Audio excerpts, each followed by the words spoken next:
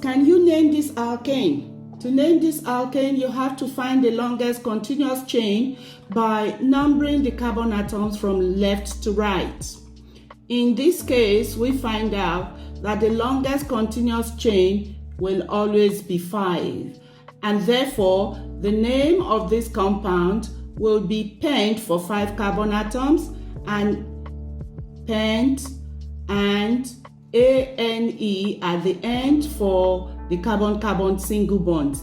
However, you can see here that we have a substituent on this carbon atom, which can be 2 or 4. We choose 2 because we must always choose the smallest number, and that is 2, and the substituent contains 1 carbon atom, so that is a methyl group. So the name is 2-methyl pentane. Follow me for more chemistry contents like this.